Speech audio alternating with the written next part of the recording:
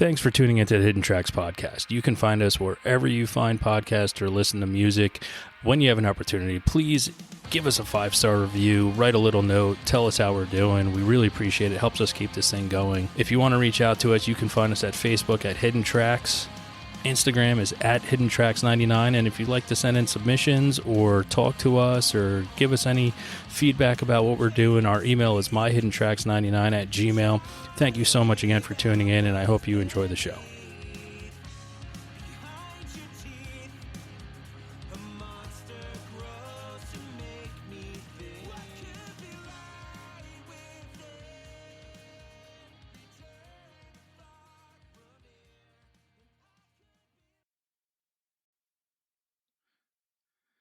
Hey guys, my guests this week are Richard Bienstock and Tom Beaujour. Richard Bienstock is a journalist, a musician.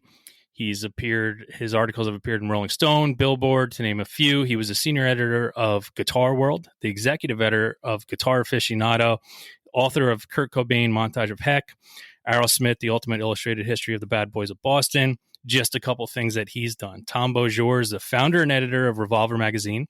He's a producer, engineer, mixer, musician, composer, writer for TV, film, and advertising. He does a lot. He has a NUTHOUSE Recording Studio in Union City, New Jersey. He's produced albums for Not a Surf, Juliana Hatfield Three, Long Neck, Overlake, and one of my favorites, the Milwaukees. I want to say, hey guys, welcome to the show today. Hey, thanks for having us. It's our pleasure here. So the two of you have combined to author a new book called Nothing But a Good Time, The Uncensored History of the 80s Hard Rock Explosion. So let me first ask, why the 80s hard rock explosion? Well, what else is there, really? There was nothing before and nothing after? No, I think that, Tom and I, without going into our shared history, go back decades, and I think this is just this is something that we've always bonded over, and I think it's something that we both, I know it's something that we both grew up on and just basically lived in the 80s, and it's a book that we've talked about doing for a long time, and I think it's a book that we have both felt that we spent our lives researching and preparing for in one way or another. So in some ways, it feels like the inevitable conclusion of a life's journey. Yeah, terrifyingly so. Like we were kind of discussing earlier, like, what are we going to do next? And we're like, I don't know, man. But yeah, to second what Rich said, I mean, especially being a guitar player, just like, and being the age that I am, which is, Rich is younger than me, but being almost 50, like, this stuff when I was growing up was so important to me, particularly as a musician. These guys, and really had been thinking about doing this book, I think for probably 10 years is like, would be a good mark of like when I just started like even mentioning it, or us, like Rich and I, like kind of bouncing it around, that it would be like a good idea. I think maybe in the back of my head, I hope somebody else would do it. So you'd be off the hook. Yeah. But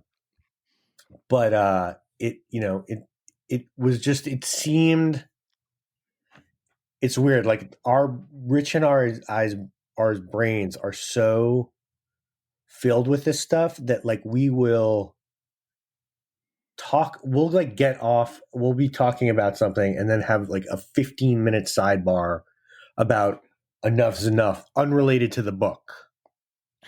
Do you know what I mean? Like it's really, I think, a passion for both of us. So to do it was like, yeah, it felt completely natural to do this book. And I'm just grateful that, somebody actually gave us a book deal to do it. That was the most surprising part. Yeah, like somebody's going to actually give us money to write this thing. Well, I think there's a lot of people that are truly interested. There's the same people as you out there that really want to know about it. I'm one of those people that I want to know about the stuff. I want to know about other bands. I mean, Tom, that one of the funniest stories where I first found out who you were, I'm with my friend Dylan, and this song comes on my playlist, Swords and Tequila. And I was like, what is this? And he goes, I know somebody will know it. And he texts you. All he writes is Swords and Tequila ? And you literally threw down the gauntlet on who it was, when it came out.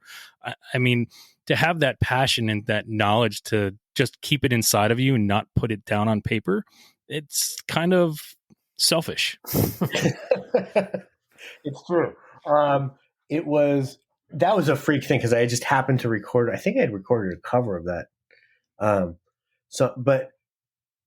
It really, look, we are really into this stuff. We are,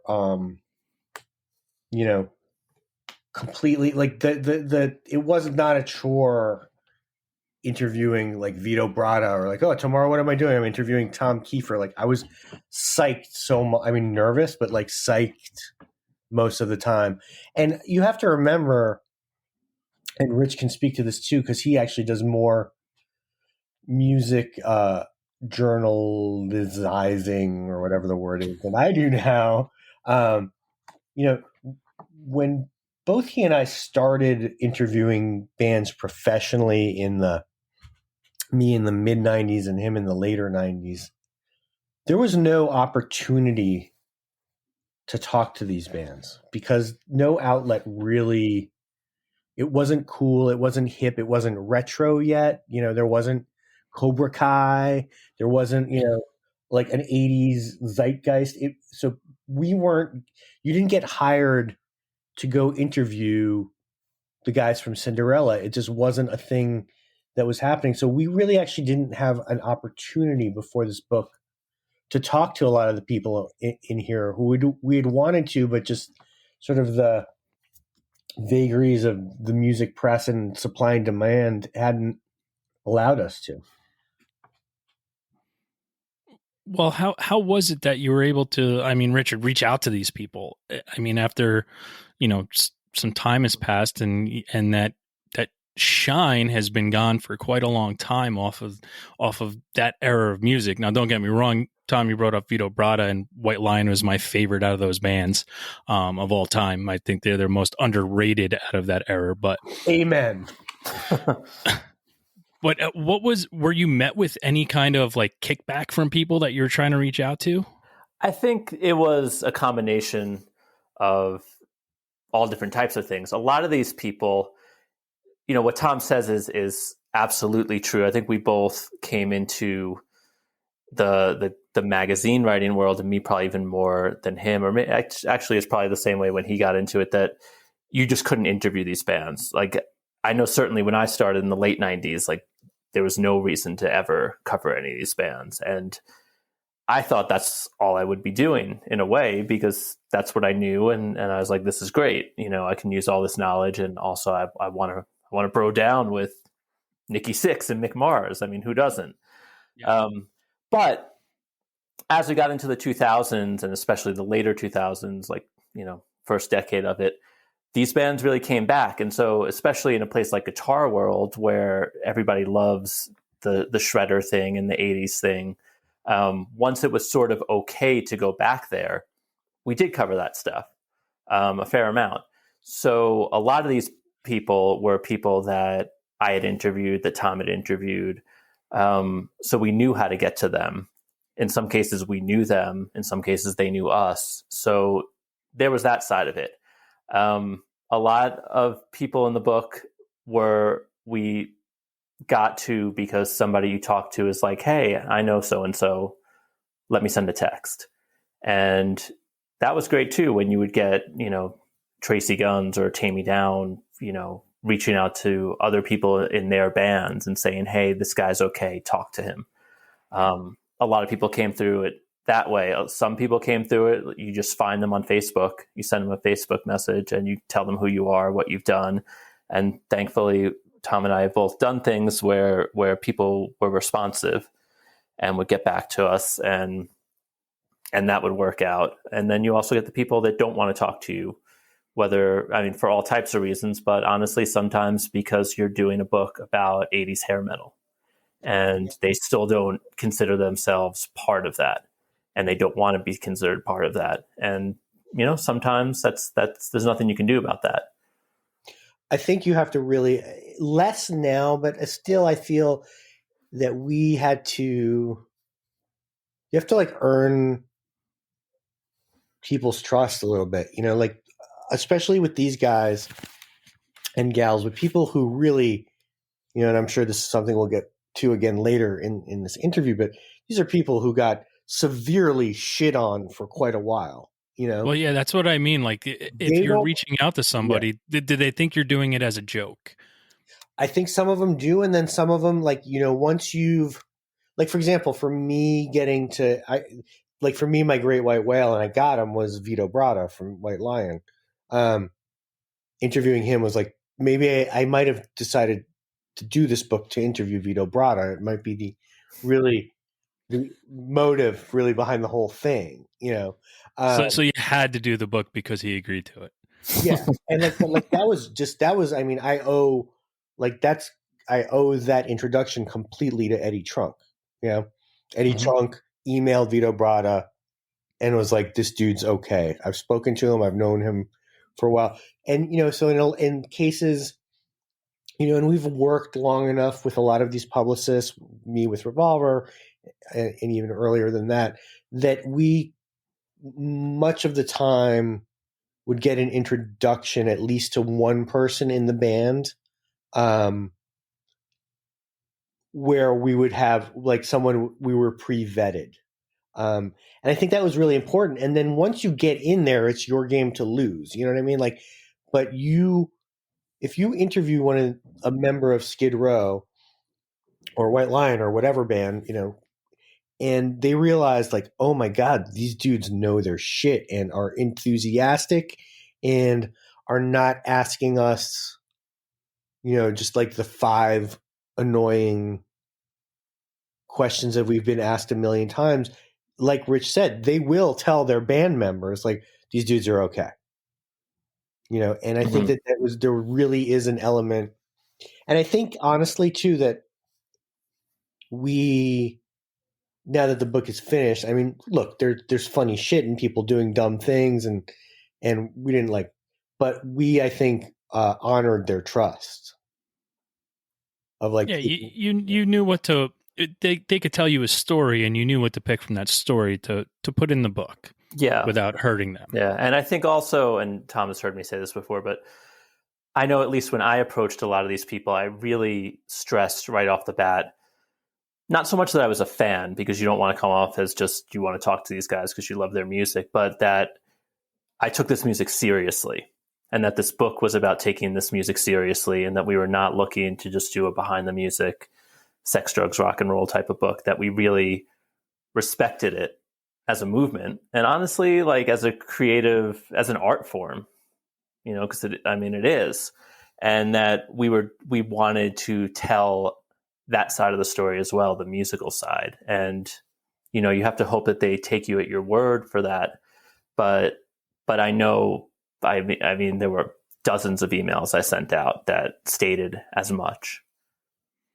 Yeah, and I mean the art form, and you bring that up, and it is important because it is an art form, and the one thing that died when those bands went away was that amazing guitar solo in a song that completely changed a song. Like that died the day that music died. Like it's gone. I don't have any, unless there's that heavy, crazy hardcore black metal that runs in it. But if you go back to that time, that guitar solo, like you were waiting for it. And now there's not music that you're waiting for, that amazing solo that changes a song from what it originally is. And it is an art form. And I mean, Nothing But a Good Time is it's the right title. Yeah. And I think that, and especially still working in the sort of guitar realm these days, like, sure, there's plenty of insane soloing out there. I think one of the things that was different about that time was that you had this crazy acrobatic guitar work that was also crammed into what was otherwise sometimes really a mainstream pop song. and that was different. So you could hear this stuff on the radio, and you could also hear a catchy chorus and all the other pieces of what makes a song popular and memorable. And that probably went away after the 80s. Go ahead. Oh, no, sorry, Rich. Go ahead, finish what you were going to say. I'm finished. I stomped on you. No, I really am. Also, I mean, interestingly, that it was expected. I mean, we have a chapter, and it's going to be excerpted in Guitar World magazine, like I think next month or something, about all of the guitar stuff, and like that was one of the if there was a formula, that was part of it. It was like you had to have a hotshot guitar player. Not all the bands, but most of them. There's a story that didn't make it into the book, but I like telling because it didn't, which is I did a really long interview with Chibs Enough from Enough's Enough, another band that I love. Long Island boys, right? Yeah. They were actually Chicago boys, Enough's Enough. But they, here's a band that ended up having like a gold record. They had they sounded basically like Cheap Trick or something. They'd been shopping their record for like a year. And then they got a hotshot guitar player, had him like just shred all over the same demo, and got signed immediately to Atco Records. Like the second they added that element of the guitar hero was like, and that's what hooked me too. But that was part of the thing. It's like you're gonna have a band, and then there's a superhero on guitar. And I don't think like Rich said, I don't think there's ever been another period where pop music incorporated that level of virtuosity. Like I don't think it's happened again, really. Maybe vocally now, but like not instrumentally. Mm-hmm. So, I mean, you've been wanting to do this for a long time.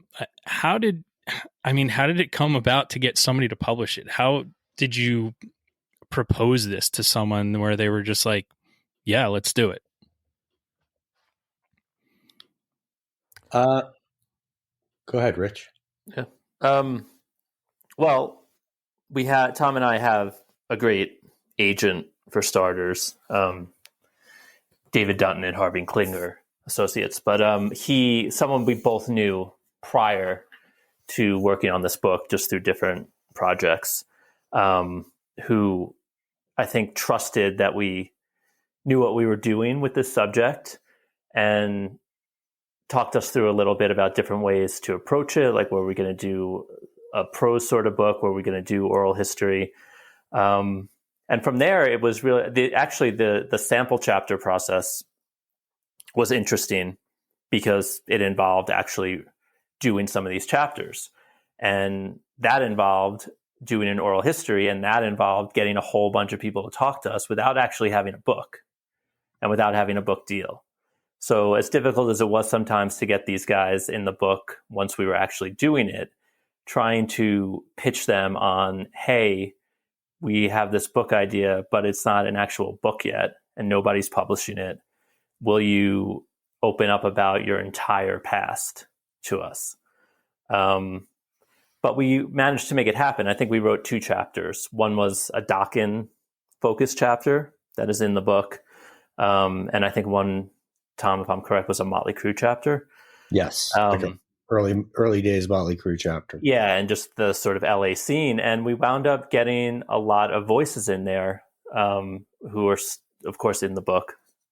Now, that opened up to us, and we were able to write these 2 chapters with probably 40 or 50 people in it, and put these together and shop it around and get interest that way. And I think publishers could also see, just from the amount of work that went into those chapters and the amount of people that were even on board at that point, that, hey, like if these guys can run with this, like they'll go deep for sure. And the other thing is, and what we found, and it's helped us in like some other ways too, moving like that, our editor at St. Martin's Press, this guy, Mark Resnick, I think he's probably Rich's age. So like in his mid 40s, early 40s, whatever, a little younger than me. But there's people pulling the levers of power right now. And with the power to give two dudes like Rich and me a book deal who also grew up on this stuff. So our editor is a Long Island kid who like grew up obsessed with Twisted Sister. So, that was incredibly important in us getting a deal, is that that we're pitching a book that like our editor at the book company would want to read. It's going to resonate with people that are in that age bracket that are looking to read something, and who at this point in time are kind of running shit. That's why you're seeing, I think, probably, I keep coming back to Cobra Kai, but like, there's a reason that there's all this like 80s stuff happening right now. Like why, Stranger Things it's not all coincidental. I think a lot has to do with the fact that the people with decision-making power are like people who grew up in the 80s, or like their first memories are of cool stuff in the 80s. So I think we kind of hit it at the right time, as well as having like pulled together a good book proposal. But I think we sort of hit a sweet spot. I don't know if 10 years ago we would have gotten a book deal, or 5 years from now we would get a book deal. So I think we displayed unwittingly some really good timing. I can't credit, like, I'm totally not going to fucking credit us with being like, this is the time to hit. The iron is hot. Like I've got my Venn diagram here of intersecting influences, and you know what I mean? Like, I didn't fucking know. You figured out the algorithm to what needed to be done. Yeah. Yeah. If anything, we can credit our own procrastination for not having done it earlier. Yeah. Yeah. But I think suddenly we did it at the right time. Yeah. Yeah. So I want to find out, since you're two huge music guys writing about music, I'm going to ask you, Richard, first. Do you remember the first time that music changed for you? That kind of got you to where you are? But like when you're a kid and you hear something for the first time that's completely different than anything you thought music could be, or what your perception of was before it, whatever your parents were playing. Do you remember what that was? What music changed if you remember the band or the person? Well, I got into music very, very early. I mean, I remember staying up to watch. I was on Long Island, so MTV launched in my town when it actually launched, August 1st, 1981. And I remember staying up, being allowed to stay up to midnight to watch it. I was 5, but it was really important to me. I had an older brother, so that he got me into all this stuff. Yeah, but at 5 years old, like this was an important event for me, and I remember it. So I was into music as far back as I can remember, but sticking more to what is in this book, I also specifically remember the first time I saw Motley Crue, which was the Looks to Kill video on MTV. And oddly enough, I've heard a lot of other people point to this moment as like the moment as well. So for me, that was probably 7 or 8 years old, but I remember the video the first time I saw it, and I literally think that was the moment where I got into all of this music, and it was like a switch flipped. And the video is in some ways awful, and not the type of thing that could be made today, with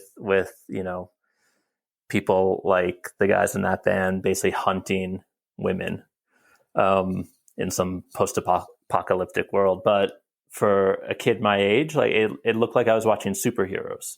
It just didn't look like reality. And I loved just the sound of the music, and that was really it for me. I mean, that was absolutely the rabbit hole, and I just jumped in. That's a great awakening. Is it? Well, I mean, look at where you are now and what you're doing with it. I mean, I call that an awakening. I mean, and it's kept you going. That's That's quite a moment. How about you, Tom? Do you remember that moment that music changed for you when you were a child? I do. It was a weird. So, like, given I have this goofy French last name, and it's because I'm actually French. So, like, I was born there, and my dad was French, and I speak French. I actually have this weird memory of like, and this is real, and it's weird because I don't remember anything. But I was with my parents. We were driving somewhere in France, and we stopped at like one of their friends' houses for dinner. And there was like some dinner party, right? And I was upstairs in this older kid's room with him. This is not going where you think it's going. It's not going to get bad. Don't worry. Okay, all right. And I remember there's also like, and he must have been like 13, and there was like a girl there too who was also, and she was into him, and I was kind of bummed out, even though I was like 7. But anyway, I was already like, but I remember him. Like I can close my eyes right now and see it. He had the Sex Pistols record, and I even remember that it was like the European version of the Sex Pistols record because it was the yellow cover. Mm-hmm. And he put that on, and like, so I guess it was 77, and I remember that record going on, and that being the only thing I cared about after that for like the next week was finding that record.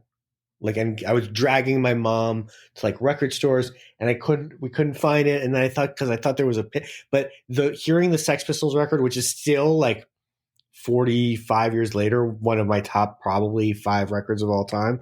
Like, I remember hearing that, and that was my first like thing where my brain was like, aggressive guitar driven rock and roll. This will dictate the rest of your life. And that was it. Like I'm sort of like even thinking about it now, getting like a little bit tingly because like I just remember like sitting in this beanbag and like hearing it and just being like, whoa. So it was the Sex Pistols for me. Yeah. And see, that's what I love about music. And I say it's the closest thing we have in reality to an actual time machine, because you can hear that song or think about that. And you're right back into that, in that kid's room. Yeah. Seeing that record for that time. Like I do that. A song comes on, I'll get goosebumps. I'm like, what? And then all of a sudden I'm like, oh my God, I was in the backseat of the car, driving down the road. My friend, we were going to the like, it puts you back exactly to where it changed for you. That song meant something to you. And it's so powerful. And for you guys to be in the music industry for as long as you have, and to the Sex Pistols and Motley Crue to keep you going every single day, like that's what started it. And I mean, I'm sure there's been a lot of bumps in the road, but if you continue to go back to that moment, I'm sure you get a little bit of flair, and that nostalgia kicks you back up to keep going and to do something like Nothing But a Good Time. Totally. And I mean, I have to, among it, probably it's weird too, like, because in the top 10 moment, like I can tell you that like top 10 moments of like weird music revelation was, I was older because I was probably like 13 or 14. The first time that I saw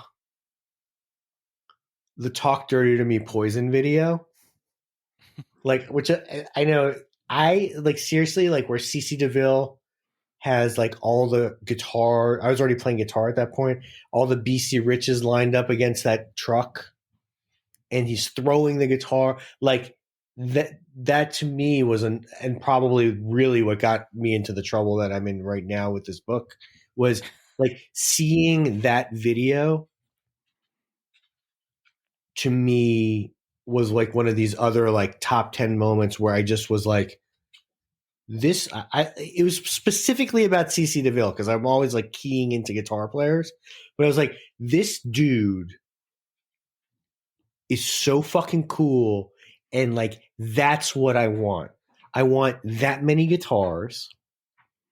I want to throw them like he did the Chuck Berry move. I was like, this dude is awesome, and like I was in 100% on that band from like, and also that it sounded like Cheap Trick. She's Tight. I was just like, I'm in. And like, I remember seeing that video for the first time and just being like, I'm 100% in with this band. Yeah, and it's like it completely blowing my mind.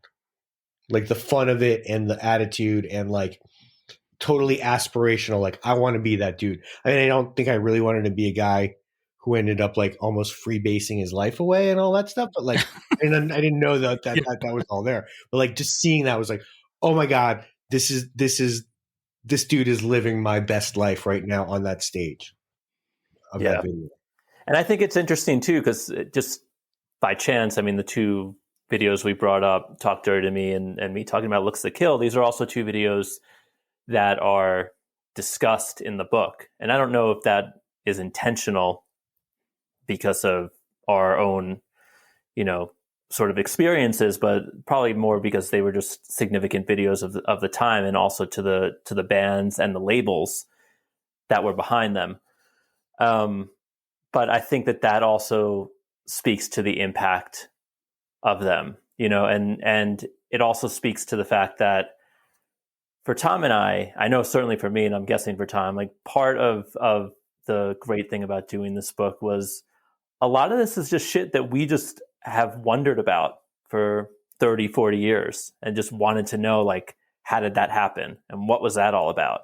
And that's what a lot of Tom and my conversations would also be when we sort of broke off from what we were supposed to be doing to get the book done and just got into these other insane sort of hair metal discussions. It might have just been something that somebody said in one of these interviews that led us to like figure out the answer to these questions that we were always wondering, like the sort of behind the scenes stuff. And I think that is also how you sort of know you're on the right track. Like if we love this stuff, and if it's something that we want to know about, and if it's something that we have never heard before, then chances are, especially to that last point, that somebody else hasn't heard about it either. So let's tell them.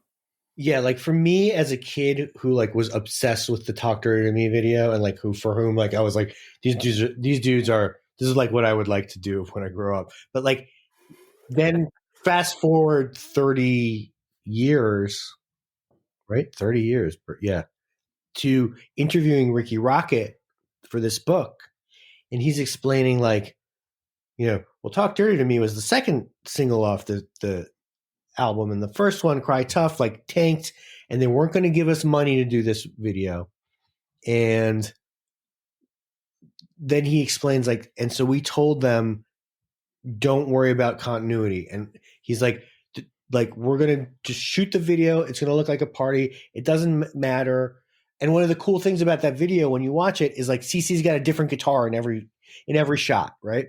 And they're all wearing different stuff in every shot. And it's not because they were doing some kind of like slick wardrobe change up. It's that they didn't have enough money to create continuity in the video. They just shot it like 5 times on the soundstage, like the day after Stryper did a video. And like the raggediness of it was them like turning this total limitation of having no budget into this completely electrifying video. And to talk to Ricky Rocket about that and have him and know that like there was actually like an intelligence behind that like the guys in Poison were like, don't worry about that. Make it look crazy. It doesn't matter. Like I'm wearing blue pants in this shot and then this, and then he's got this guitar. They're like, it's going to look exciting and fun and it'll look like a party. And they were totally right. But there was like to know that there was like this weird governing aesthetic behind it, and the fact that there was like a financial struggle to even get it made, and like all of this backstory to like this iconic video that sort of changed my life. It's when you're doing the book and you get that interview, you're like, yes, like while you're doing the interview, you're just sitting there like, score. You're so psyched. Well, that's what brings you back to get to the next chapter. And I mean, there has to have been some part in both of your careers where, I mean, from the Sex Pistols to Motley Crue to you're growing up in that time. What was the time where, Richard, for you, when you said this is all I want to do. Whatever I do in life, it has to be surrounded around music. I think, I don't know that I ever said that, but I don't know that it was ever. It was Tuesday, wasn't it? It was Tuesday, last Tuesday. I don't know that it was ever going to go another way. And I think, one of the things that I've talked to people that have asked me about being a writer, because I guess in theory that is my occupation. But what I always tell them, and like Tom, I mean, I'm also a musician. I play guitar and I've played in bands and that whole thing. But with the writing thing, I always say, I don't think, like, yes, I've always been drawn to writing and I think I'm okay at it. And I've been doing it for decades now, but I don't think that I would do it if it wasn't about music. So it's not that just sort of was the way in, because I was able to do it. So, I guess to answer your question, I don't know that there was a moment, but I think it was just always, I don't know that I had the ability to focus myself on anything else that didn't at least tangentially have to do with music. So the writing I could focus on because I was writing about this thing that I was interested in. But, I don't think that I could write, copy for an accounting firm or something. Like I wouldn't be able to bring myself to do it. So it was just always there. I think both Rich and I mean, like, we were both, if you'd ask either of us at age 25, 24, 23, like, what are you going to do? We would have both answered, like, I'm going to get signed. Like, we were very seriously. You're musicians first. Yeah. And so this was sort of, for both of us, I mean, I hope I'm not putting, this was sort of like a weird, very pleasant and thing that I enjoy doing, maybe more in a lot of ways than like loading out of, Continental at 2 a.m. in a snowstorm or whatever it involves being a musician. But it kind of like was something that I was like, okay, well, I need to do a job, and there was something about the Guitar World, which is magazine, which is where we both started in the 90s, was the editor, Brad Talinsky, to whom I sort of owe my career, and he was really into cultivating this island of like misfit toys and like most of the people who worked there were actually musicians who somehow could write. It's not like we had trained or got like worked, like I had never worked for the college paper or anything like that. He just like found these musician people, and like you would intern and then suddenly you get a job there, and like it turns out you can write. But a lot of people who were there, it wasn't their goal in life to be music journalists. They were like guitar players who somehow also had this other skill set, and he created like this environment where we were able to exist and use our incredibly like narrow field of knowledge to narrow benefit. And deep. Yeah. Well, it's all about artwork, right? I mean, writing is a form of art, and playing guitar is an art form. And when you're writing about something that you're truly passionate about, it gets kind of easy, right? It can. Not always, and even to this day. Like, and I think Tom and I would probably both say that about the book. Like, it was hard, and I think in some ways harder than either of us expected or could have imagined. Partly because we had so much material, and we sort of whittled it down to 600 pages somehow. But it actually feels like I'm amazed at how much it feels like we left out. And I wanted to know, like, how, since you're both writers, you're both editors, what was your process to go through to be like, this is a great story, but I don't want to put it in, or like it doesn't fit in the continuity of the chapter that we're writing about, but it's a phenomenal story. How do we leave it out? I mean, how did you choose? I mean, what's the stack like of what you left out that I want to read what you left out? I think sometimes you choose, and sometimes it's just sort of, I don't know necessarily what Tom's process is, but my process is sort of to not map things out that much. Like I kind of just start, and I have a sort of a sense of where it's going to go and some things that need to be in there, but I kind of let the story take me a little bit, even when I'm just writing an article. And sometimes as it's forming in front of you, you just realize that story, sometimes it's a story that actually you thought you were going to base everything around and build the whole thing around, and it just winds up not even making it. Sometimes it's a story you think you might get sued if you put it in. And there was a little bit of that.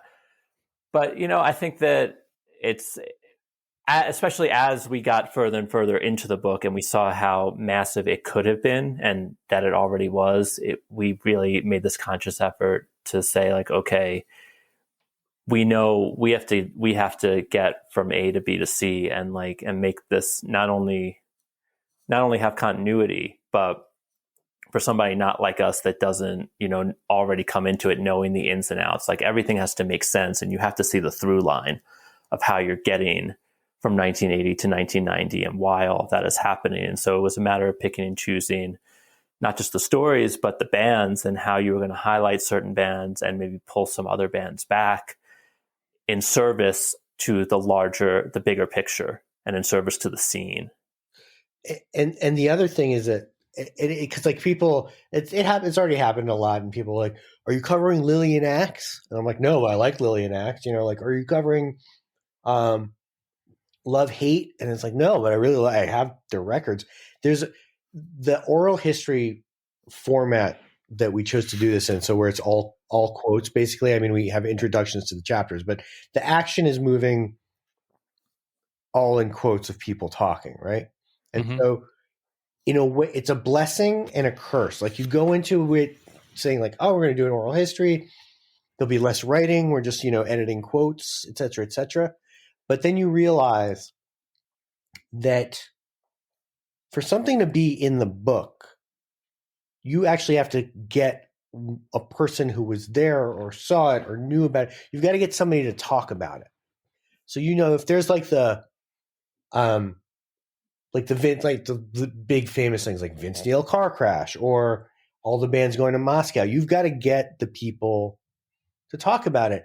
And sometimes because you can't get person A or B or they're dead,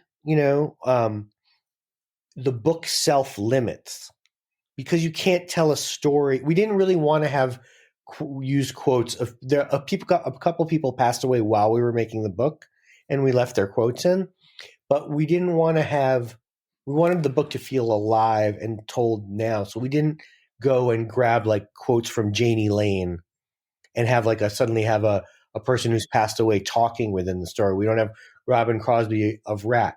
So there's certain dead ends, thankfully, that the format of the book brings you to, where you just can't tell that story because the dude's dead. Yeah. And like when you're trying to when you're like, okay, we really got to keep it to 600 pages. Like we were so far over our contracted length that we were afraid that we were going to hand it in. Our biggest fear, honestly, when we handed this book in was that our editor was going to come back and be like, you have to cut 25% of this book. That was like that. I don't know if that gave you nightmares at night, Rich, but for me, that was like, I don't know if they asked us to cut a quarter of this book per our contract, how we're going to, I didn't know how we were going to do it. Yeah. Yeah. And not only because I just didn't want to put in any more work at that time at that point, but also because you don't like, I'm sure Tom felt the same way. You can't look at the book and think, if we cut out that much, how is there a story here? Maybe somebody on the outside would have seen it, but it was hard for us on the inside to see it at that point. And I think just to one of Tom's other points about the difficulty or the trick of the oral history thing is also right. What he said, somebody has to say it. You might know something, but you can't write it. So you have to get somebody to say it, and you have to get them to say it in a way that explains it. And even if somebody does do that, you also have to get 3, 4, 5 other people to talk about it. Because if somebody has a good story and they give you a block where they're explaining it, you can't use it in a vacuum because it has to be part of a story. And so other people have to be involved in it, or else it just kind of hangs there and there's no lead into it and there's no lead out from it. So there were some things where, in a way, you're sort of reverse engineering. Like, we knew that there was a story there because one person brought it up. And then you either have to seek out these other maybe minor players in it that wind up, it could take you weeks or months to find them or to contact them, to get them to contact you back, get on the phone with them, and you wind up literally using one quote. Yeah. And that's that. Or the last thing I was going to say, or you wind up going back to people that you've already interviewed and that you've already gone to that well, and they've already sort of maybe not done you a favor, but they feel like they have, and they don't necessarily want to talk to you again. But now you actually need this from them because they're in the book, and to not have them comment on this is sort of a glaring omission. Yeah. The only person where we let them, because it was so spectacular, the longest quote in the book that doesn't have other people talking, there's like 1,000-word long quote in the book where Jack Russell from Great White talks about when he was like 17, how he used to rob cocaine dealers and doing PCP and breaking into a cocaine dealer's house and like shooting someone by mistake and then getting out of jail in like 6 weeks. There's like this insane story. I won't give away more than I already have, which is all of it. But that was so amazing. And the way he told it was so amazing that we were just like, we got to let this ride. There's nobody else. We weren't able to track down the cocaine dealer who he robbed or the woman who he shot by mistake, obviously. So we're not like, we don't have like corroborating voices, but we're just like, we gotta let this roll. This is much too fantastic of a story to leave it out because it's breaking with the format of the book. Yeah. And he tells it in an oddly detailed yes. manner, especially considering he was high on PCP at the time this all happened, and admits that he blacked out and then woke up surrounded by a SWAT team. But somehow he remembers a lot of details. So yeah, we kind of, it's definitely a longer quote and sort of spotlight than anyone else gets. But then at the same time, we do at least have the bandmates come in after that. Or Mark Kendall, who's the other primary Great White player, and him hearing about this and like the shock and just sort of how the band went from there. And you brought it up earlier. How did you, you're telling this story and now I'm just, I'm champing at the bit I need the book to find out more stories. But when you're cultivating all this data from these people who you admire, how is it that you don't get lost in their story? How is it that you are just like, don't forget about something per se? Like, even if you got something being recorded and you go back and listen to it or see what you wrote down, how hard was that for you to, as such fans, to not get lost in exactly what you were doing and the stories you were hearing? The harder thing is to keep people, honestly, to not let them get lost in the story. I don't know if Rich will agree with me on this, but like the hardest part for me of this book is you're going to get roughly an hour with someone, right? For the same whatever reason that this podcast works as an hour, it seems to be the human ability to like focus on something like this is like an hour. So you're going to basically get an hour with these guys, and you have to, they will start telling a story, right? You know what you need when you're making this book, right? Like, I need them to talk about this, this, and this because these other guys have already talked. And like once in a while, somebody will go off on a tangent that's incredibly entertaining to you and that they're completely into telling you. and you already know 2 minutes into it that there's no way it's getting into the book. Like you already have the framework and you're like, this dude is spending 15 minutes telling me this awesome story and there's no way we can use it in the book. And like steering people back from that during an interview you have to be incredibly tactful and careful. Yeah, you got to get the train back on the tracks as soon as you feel yourself veering a little bit. Yeah, so it's really keeping and you want to hear it too a lot of the time. Yeah, and you got to keep them happy. Yes, because they're essentially they're doing you a favor by opening up to this stuff. So you have to be mindful of that as well. Yeah, and I think because it's a different relationship, right, than what Tom and I are used to, which is you get an assignment from a magazine and you go and you do that. And also on the other end of it, the artist is in most cases in the magazine because they're out there promoting something. So they're getting something out of it. And there's that understanding that you both get something out of it. But there were many times in this book where, I believe that most of these artists get something out of this book as well, because we really are saying, hey, like, look at these guys, like this is valuable. But, they get asked to do all kinds of stuff. They don't really know what it is. A lot of these guys we talked to years ago, like the book we knew was going to take a long time. They're not going to actually see it right away. And they're certainly not going to feel anything from it in terms of their popularity. So you do sometimes feel like they're doing you a favor.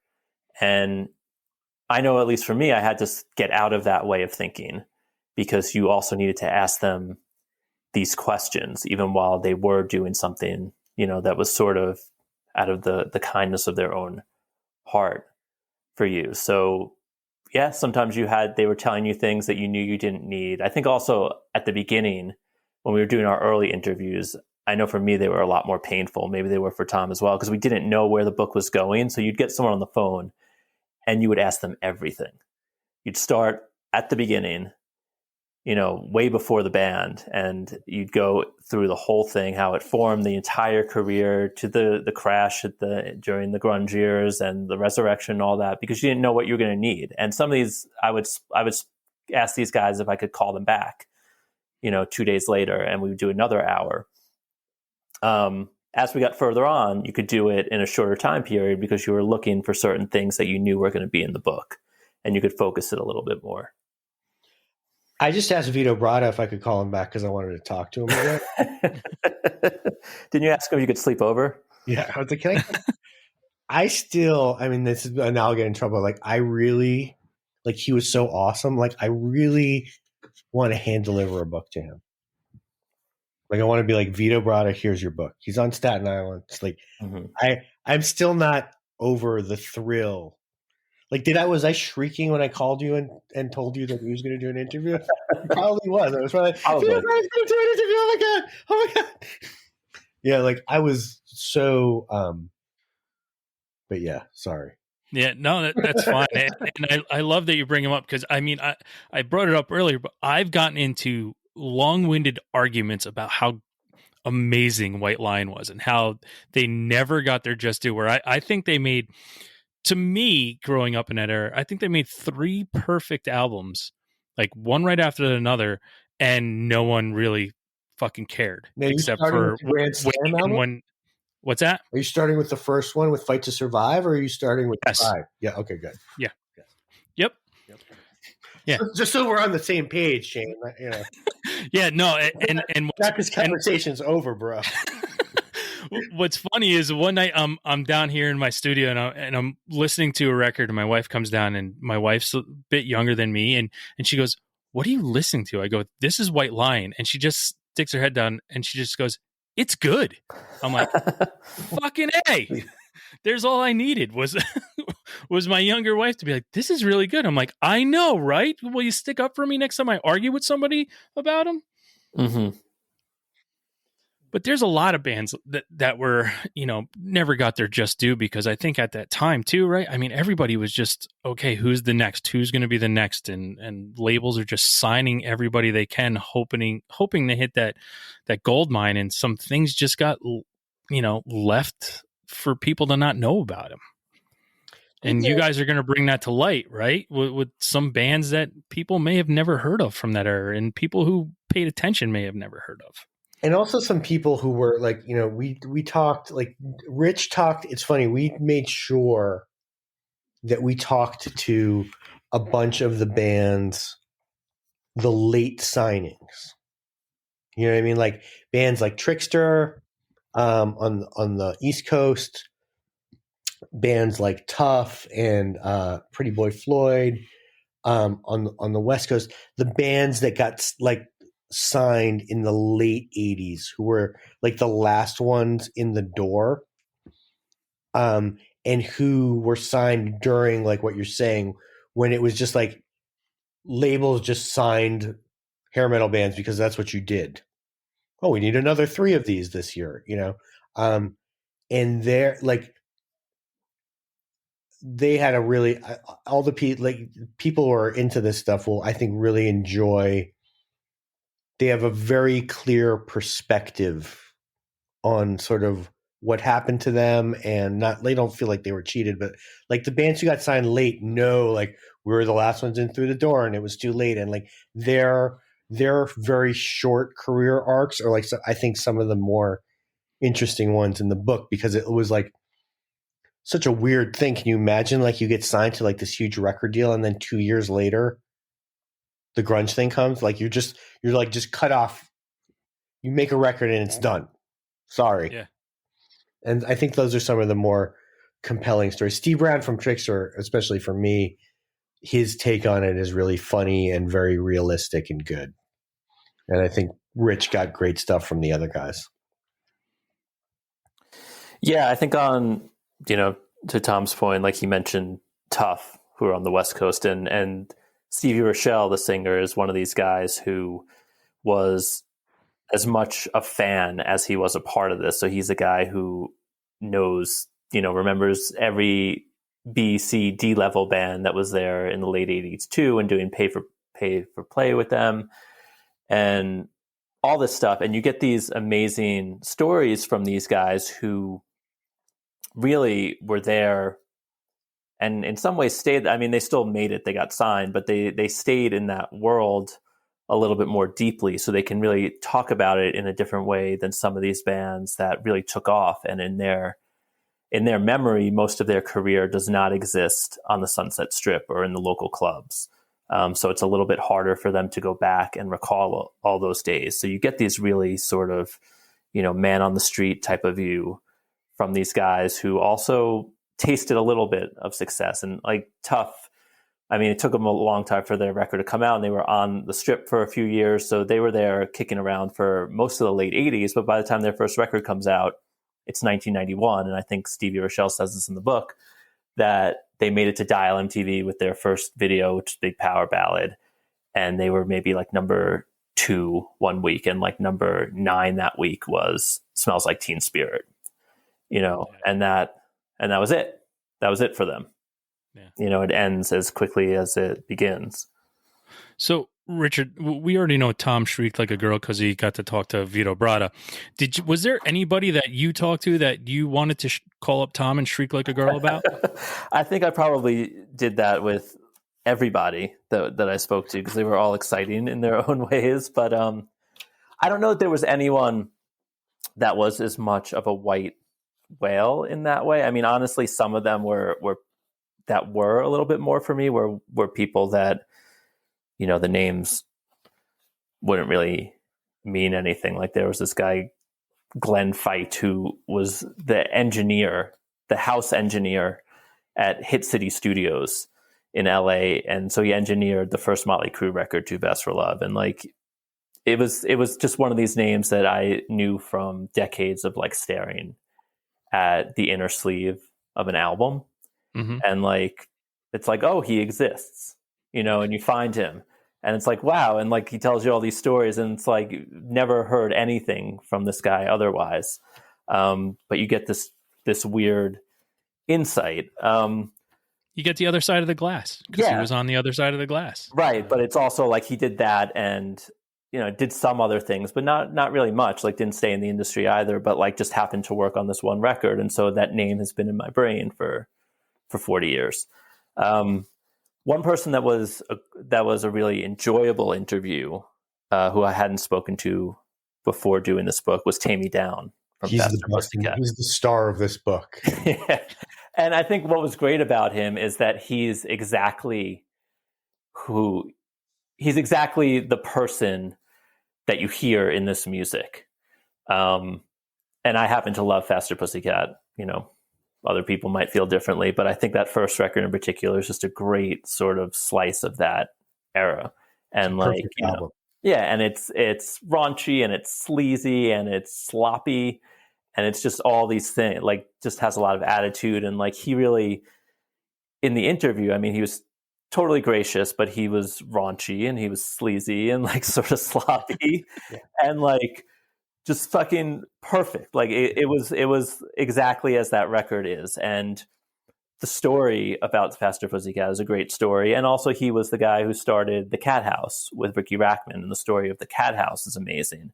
And we got a great sort of 360 story about all of that, because we also spoke to Ricky and all these other people that started up that club. And he was another guy where I think I went back to him. We did a whole second interview.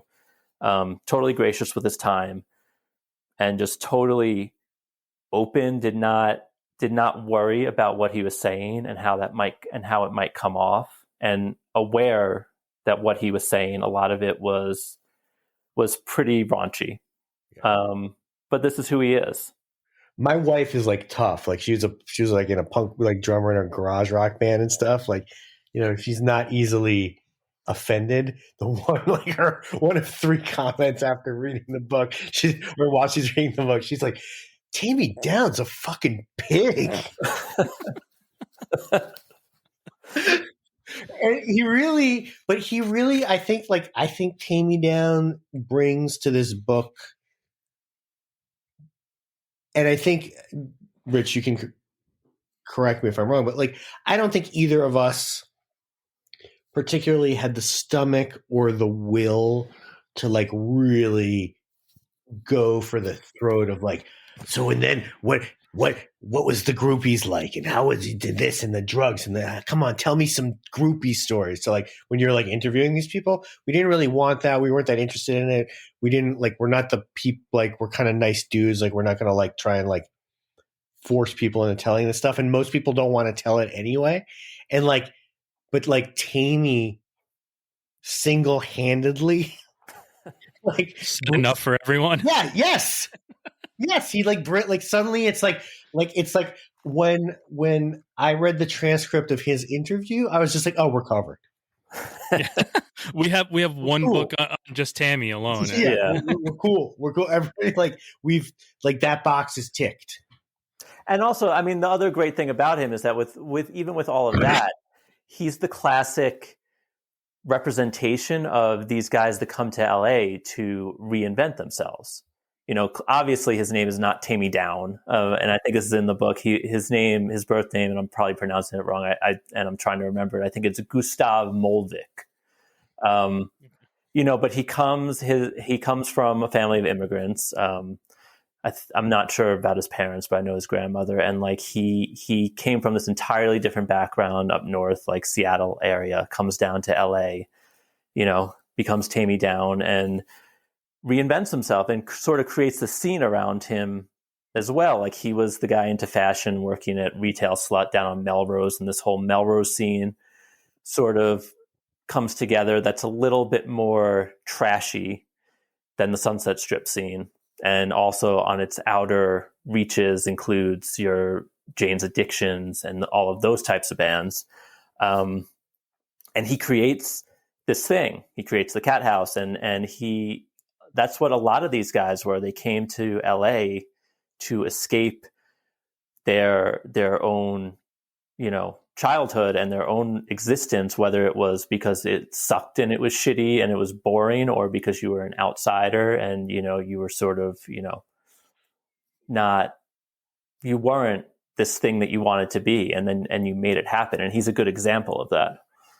Yeah. Stephen Sweet from Warrant, when he talks about getting to LA, they moved from Florida. They were in a bunch of places, but they moved to from Florida to LA, and he's like, I was terrified because you realize like how many bands there are, but like all the kids from America, like the long haired kids who got beat up, end up in LA, and it's like, oh, here's my tribe of other people trying to do this who understand, rock and roll, and I'm not a freak anymore.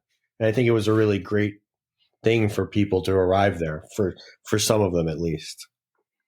Yeah, it was a melting pot. You got to see that you weren't. I mean, especially you're coming from Florida, you come from Missouri, and you're in these bands, and you're different than everyone else. And all of a sudden, you see, I'm not alone. So it makes, it opens that sense of what we all kind of strive for in life, is that little bit of tribalism where you found your tribe that you belong to.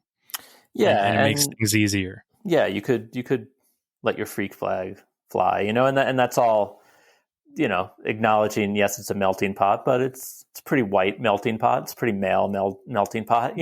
So like there were things that it certainly helped if you were. There's a lot of bleach in that pot, right? And there were things that probably didn't help if you weren't them. But to a certain American male, or kid, like, yeah, if you didn't fit in where you were, you could find your place in this world. So, Tom, you've said it a couple times about perfect albums, and this I want to ask you guys. It's going to be hard to dial it in a little bit, and I understand that. I like to talk about perfect albums. Like for me, I usually equate everything to Appetite for Destruction, Guns N' Roses' Appetite. Like that's a perfect album from first song to last song. You can't skip a song. You can't have that album and take one song off, or it's not the right album. Do you have your own personal perfect album that is not in this genre, and then one that is in the genre you just wrote about? So Tom, you go first if you can. I know it's going to be hard to dial it into one, so you can give me as many as you want. No, I mean, in the genre, for me, it's the first Poison record. It's like look what the cat dragged. For me, that and is to me like I'm a power pop guy, so I love Cheap Trick and I love all kinds of bands like that. And to me, that record, like with its, because it was made cheap like that. Again, this is a record that was like no, like major labels didn't really want to sign. They didn't want to sign Poison. They'd been turned down by everyone. So it's a record that was made fast. The songs are just so, like, to me, I can seriously to this day put on that record and you feel the time it was made, and you feel like the sort of excitement and I think the raggediness sort of like behooves it. So to me, like, and people, it's funny because there's a lot of resentment towards Poison in this book. Like people like they couldn't play, and then like from their peers. But for me, that record is like, since you've already named Appetite, and I think I know what I'm leaving room for Rich. That's my right. I mean, I'm 100%. I have a picture disc version of it. I have it on regular vinyl. I have it on CD. If I saw it on cassette in a thrift store or Goodwill, I would buy it. Like, I love that record. And I think it's just like a perfect just capsule of that time. So I throw in my my hat with Poison. So for that, and then perfect record, not of that thing. Oddly, I would probably have to go with one of two Guided by Voices records, either Alien Lanes or B1000, which to me are sort of part of the same, like they're part of the same burst of, like how some artists just have like a burst of genius that produces several records in a row and they're all that good. Like Robert Pollard had that. That blast back then, like, again, records that I can put on it. I'm never, ever, much to my wife's chagrin, tired of those records. Like, I can put on Alien Lanes and like my hand goes up like I'm drunk at one of their shows and I'm just like, yes. I'm a huge Guided by Voices fan, and Robert Pollard, and one of my favorite things ever to come out of that too was when Tobin Sprout did his own personal stuff, his solo stuff. It just, that whole band is just, to me, what Pollard does too is just amazing. I mean, I'm so glad you said that. I get looks sometimes when I'm how diehard of a GBV fan I am. Like a quick aside, like one of the weirdest, greatest gifts of like recording bands has been for me. Like, I mean, like with Not a Surf, like, but when I got to record Not a Surf, when Doug Gillard from Guided by Voices was in the band, and I've worked with Doug Gillard since, and like literally I'll be sitting in a room with him and he's playing something and I'm like, I'm fucking recording like my favorite guitar player right now. You know what I mean? Like not bullshit. Yeah. Yeah. So that would be my I once, and then I swear I'll shut up. When I was the editor-in-chief of Revolver, tried to once convince Rob Flynn of Machine Head that he would like Guided by Voices. And I sent him a copy of Alien Lanes, but I don't think that I managed to.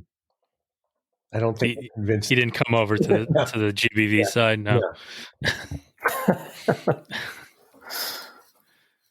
So what do you have, Richard? Your perfect album of that era, and I think from what you've been talking about, I have a sense, and maybe you'll shock me, and then one that's not from that era. Well, I will. I mean, I probably will say the Faster Pussycat record, the first one, but I would also say, I mean, of course, I agree about Appetite. I think everybody would agree about that record. And I think that holds the standard that you have to hold perfect albums to. Yeah, the only argument people usually have is whether it's even included in sort of this world.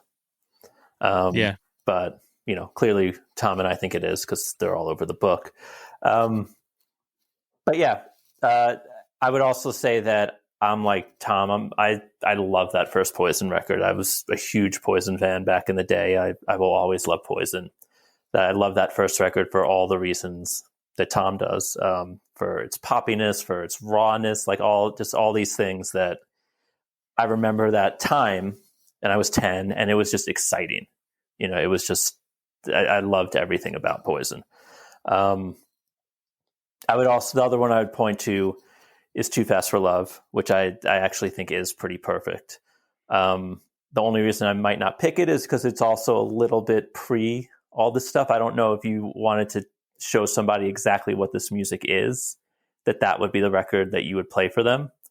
I don't think it encapsulates it because it just wasn't fully formed yet, but just a great record from top to bottom.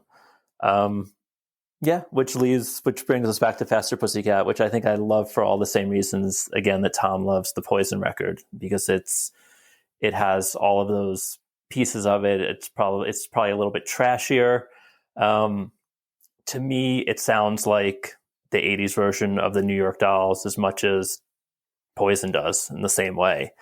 And it just sounds like LA at that time. And it sounds like it has the hedonism, but especially when you get into some of the songs, like it has the desperation that I think a lot of the bands felt at that time. And actually, knowing what I know about Faster Pussycat, and I'm actually surprised that they were able to capture that side of it so well. There's a song on a song deep on the second side called "City Has No Heart," which I think is actually a good song, right? This city, yeah, lyrics are great too. Like it actually. Okay, well there you go. This is why this bromance has created this book. You see, once we hang up from this podcast, Tom and I will get on the phone and talk about this for another hour. But, you know, the lyrics are great. It's just totally captures this sort of, you know, elegantly wasted, like sort of high-low type of thing where you're living as this sort of big man on the strip, but you're also living in complete squalor and shit. But it just sort of captures it. And I don't know that many of the band, and I don't know that Faster Pussycat gets credit for that type of thing, being able to do that type of thing, or that there were that many bands that captured it that well. So that was why I love that record. They get the credit, them and Poison less, but still there's a sense of humor to those bands too. Like that's kind of like directly descended, like combination of maybe the Dolls and Van Halen, but like there's a lightness to it and it like not overly like crude and like it's like it's not like heavy leaden. The lyrics are actually like somewhat funny. I think that's a huge thing, and what makes those records sort of like stand out is just, I'm not saying it's fucking Shakespeare, but there's a lightness and a cleverness, like a what's that word, the British thing, like the little kid, like the artful dodger, like Right.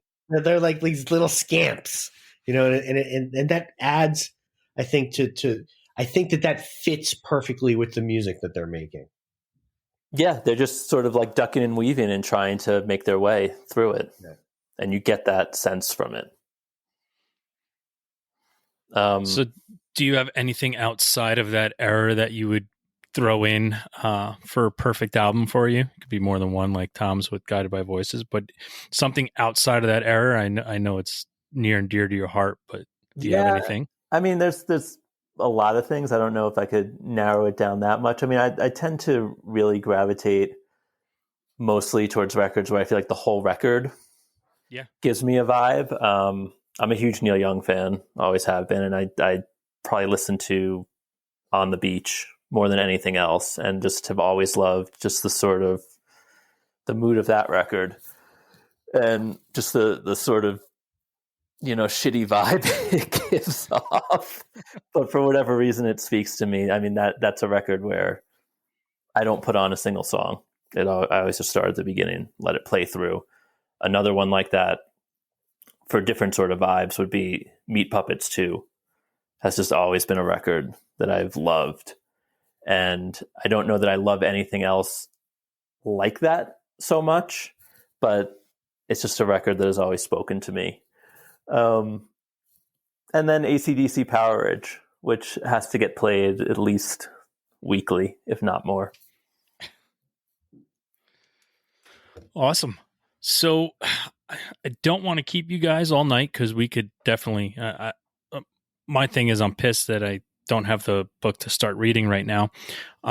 It's going to be coming out soon. I'm extremely excited for it. You guys have literally opened up the book for me, and I can't wait to dive into it.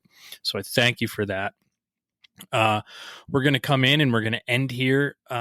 What we always end our shows with our weekly threes. It's 3 things that you're listening to right now or you listened to recently that you would want somebody to check out. Could be new, old, whatever it is. But do you have 3 things that you've listened to recently that you're really into for a short period of time?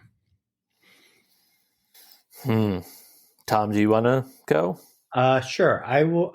I'm currently, because I'm actually working on a story on them, listening to the Cheap Trick record. That's going to come out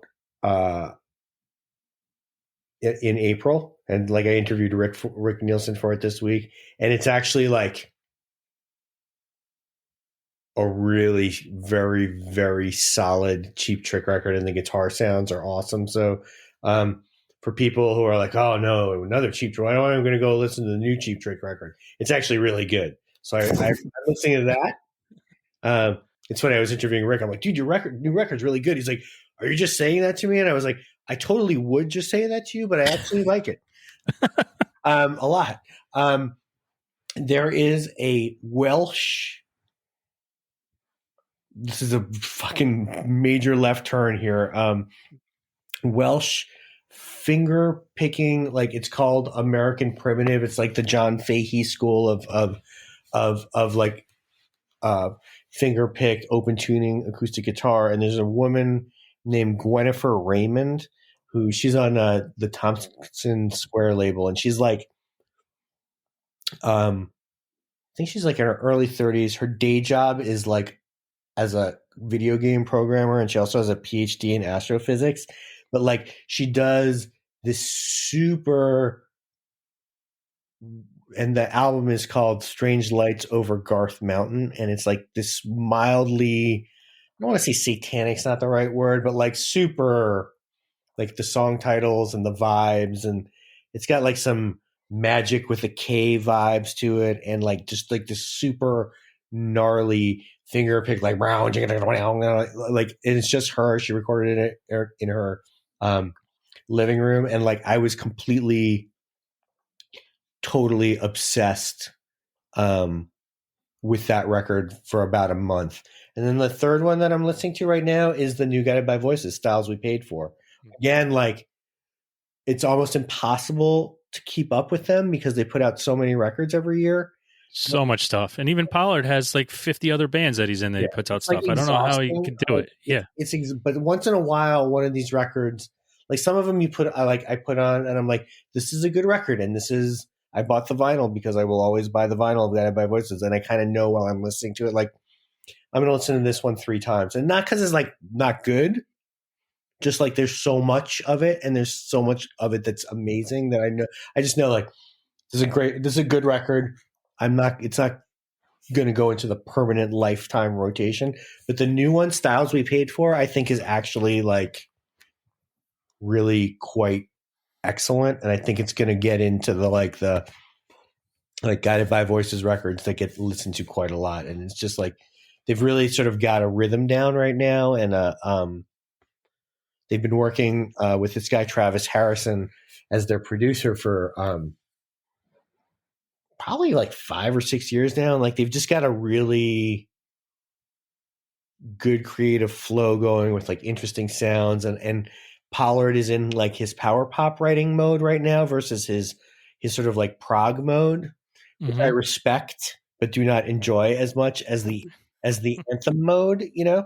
Like God bless, but like to me, when he's writing like, you know, pop songs that are basically reinventions of The Kids Are All Right, I'm happiest, you know. So I'm thoroughly enjoying that record right now as well. Awesome. Richard, what do you have? I should start out by saying, Tom, I've actually interviewed Gwennifer Raymond. Nice. Probably know. She's great. I interviewed her for Guitar Player too. She's hilarious. Yeah, she's excellent. The first thing I would bring up, and I think like Tom, it's actually because I had been doing a story. I was doing a story for Guitar World magazine, a 30th anniversary retrospective on Pearl Jam's 10. And so I've actually been listening to it a lot because I've been talking to the guys. And, you know, it's one of those records where I think if you grew up in those days, you feel like you never need to hear again, whether you liked it or not at the time. Like you've heard it, you know it. Yeah. Yeah. No, I agree. I get in the, you know, I'm a Versus fan, and yeah, 10 was honestly, I don't think I've ever picked that up and put it on since back in that era and that time. But like Versus, even now, I'll still pick it up and put it on. Yeah, and like I certainly liked Pearl Jam then. I like them enough now. I don't know that I ever put them on any of the records, but certainly not that one, just because of how ubiquitous it was back then. But having to listen to it with fresh ears to do this piece, I was surprised at how much I dug it. Like I was surprised at how fresh it did sound, even the songs that I had heard a million times. Like you hear different things in them, and I think maybe because rock guitar music has moved so much away from that thing that it sounded fucking awesome. Like it sounded better than it did in 1991 to me, and that was a pleasant surprise. So that would be one thing. Another thing, there's this singer-songwriter. His name is Riley Downing. I think he also played in a band called the Deslons, maybe. And I think they're from New Orleans, and they're sort of this like, I guess you'd just say they're Americana, because it's one of those things where it's like it's a little bit bluesy and a little bit old-timey and a little bit bluegrass and a little bit, you know, all of those types of things. But he just put out a solo record, which is a little bit of all of that as well, but maybe a little bit more straightforward singer-songwriter type of thing. And I think one of the things that appeals to it to me is that similar to some of the other records that we were talking about earlier, it's just one of these things that feels like it's just capturing a moment in time. It feels a little bit tossed off, although it's certainly not. Like, clearly a lot of thought was put into it, but it sounds like you're hearing him record it. It's like you're in the moment. All the little sort of, odds and ends and things that probably could be cleaned up but won't be cleaned up, and like you just feel like you're there in it. And he's kind of funny, and he's very deadpan, and then also pretty insightful. So not the type of thing I usually listen to, but just one of those things that I've been really digging. The record is called Started Over. I think it's on New West. A third thing, I've been listening a lot to the first Blue Oyster Cult record, which is not out of character, I'd say. But I think I'd mentioned this to Tom earlier. I happened to come across online an interview with Murray Krugman, who was one of his half of their production team back in the 70s. And it just sort of brought me back there. I listen to a lot of Blue Oyster Cult. I come from the town on Long Island where Blue Oyster Cult come from, where supposedly Don't Fear the Reaper was written, a few blocks from my house. So it's in your DNA. Yeah. Although, I also grew up after all that was a thing. I grew up at a time when they were not a very cool thing to like anyway. But it was still in the water, and you still drank that water. Yeah. So, but I love it. But you know what? But not as much as like Billy Joel was in the water. So go figure. But I love those early BOC records, and they get played a lot. Awesome. Thank you for your three. My three for this week are Foxing, indie band from St. Louis, Missouri. I implore people to check out the album Dealer. It's what got me into them. Also seeing them live. I never heard of them, and I saw them live, and they put on quite a show. And that's one of the things that always gets me is I regret sometimes when I was a kid and buying tickets to go to a show and only seeing the headliner, because being older now where I'm one of the first people in, because I want to see people that I've never heard of before, because that could open you up to so many different new avenues, and Foxing was one of them. Been listening to them a lot lately. Next one is Pianos Become Teeth out of Baltimore, Maryland. Just an awesome, the progression of the band has been amazing to watch, and one of the bands I was supposed to see. That shows got canceled through all the bullshit we've been dealing with in our life. And last but not least is the band Travis from Glasgow, Scotland.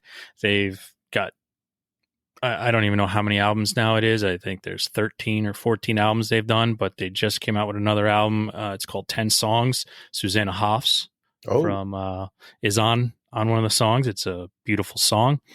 And I've been listening to that a lot lately too. So those are my three for this week.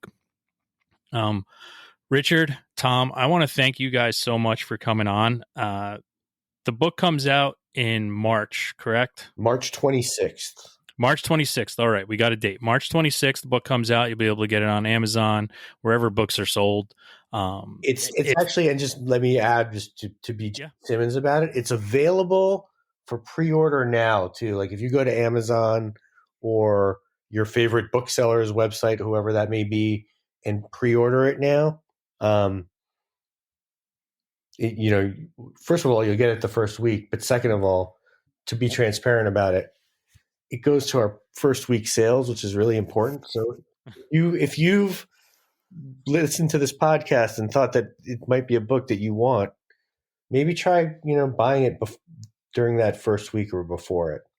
Yeah. If I could just order say also to be even more Gene Simmons about it, Gene Simmons about it. And not to correct Tom, but I think it actually comes out March 16th. Oh yeah, March 16th. That's right. I should know that. Thank you. All right. All right. So we don't want to lie to people. So March 16th, definitely 2021 is when the book comes out. Yes. Go out and buy it prior to that, because you'll get it as soon as it comes out. But you'll also be helping out people who love music as much as you do, because if you love music, you're going to buy this book. I know I am. Perfectly said. So, Yes.